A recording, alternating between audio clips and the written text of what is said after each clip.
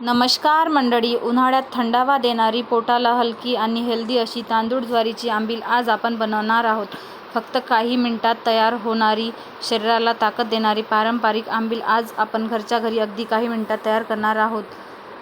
तर मी Gauri home kitchen ब्लॉगमध्ये तुम्हा सगळ्यांचं मनापासून स्वागत करते. तर चला रेसिपीला सुरुवात करूया. त्यासाठी मी एक स्टीलचा डब्बा घेतलेला आहे. त्यामध्ये अर्धी वाटी आपल्याला ज्वारीचं पीठ, त्यानंतर त्यामध्ये आपल्याला अर्धी 1/3 वाटी म्हणजेच एका वाटीला थोडंसं कमी आपल्याला तांदळाचं पीठ घ्यायचं आहे. त्यानंतर त्यामध्ये आपल्याला पाणी घालून चांगल्या प्रकारे पीठ फेटून घ्यायचं आहे.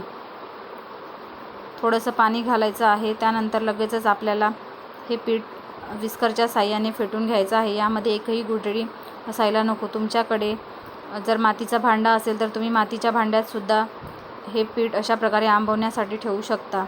तर बघू शकता, त्यानंतर विस्करच्या साहाय्याने चांगल्या आपल्याला पिठाच्या गुठळ्या आहेत त्या मोडून घ्यायच्या आहेत. त्यानंतर तुम्हाला अशा पद्धतीने विस्करने चांगल्या प्रकारे फेटून आपल्याला पूर्ण पीठ जो आहे तो एकजीव करून घ्यायचा आहे. थोडं पाणी घालून त्याला चांगल्या प्रकारे मिक्स करून घ्यायचं आहे. तर इथे बघू शकता पीठ आपलं चांगल्या प्रकारे मिक्स झालेलं आहे. त्यानंतर झाकण ठेवून आपल्याला रात्रभर हे पीठ आंबवण्यासाठी ठेवायचं आहे. तर बघू शकता दुसऱ्या दिवशी आपण आंबील तयार करायला घेऊ. त्यासाठी मी एक कढई ठेवलेली आहे. त्यामध्ये आपल्याला जेवढी आंबील करायची आहे त्यानुसार त्यामध्ये पाणी घालून घ्यायचं आहे. इथे मी साधारण 3 ग्लास एवढं पाणी घालून घेत आहे.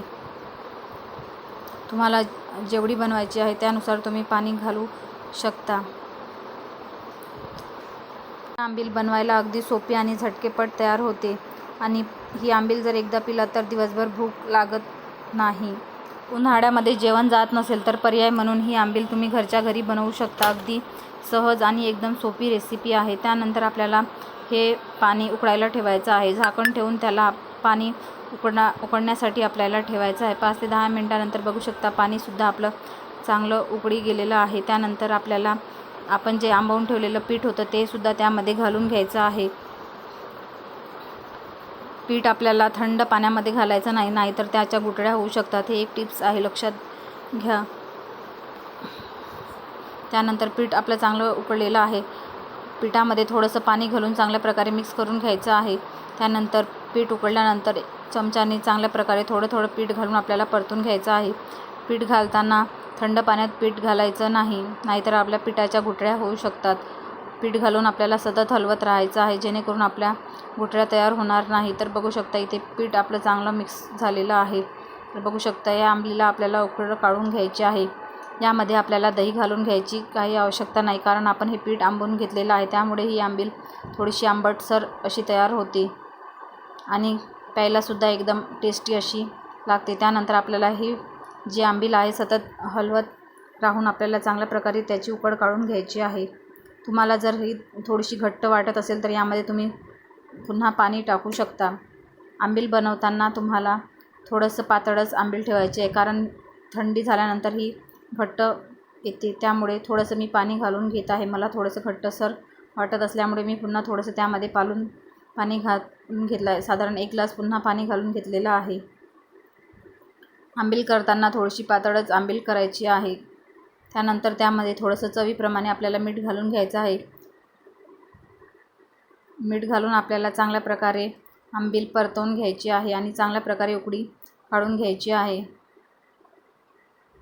आतापर्यंत तुम्ही चॅनलला लाईक नसेल केलं तर लाईक करा, कमेंट करा आणि चॅनलवर नवीन असाल तर सबस्क्राईब करायला विसरू नका. तर बघू शकता इथे आपली आंबीलसुद्धा घट्टसर अशी तयार झालेली आहे.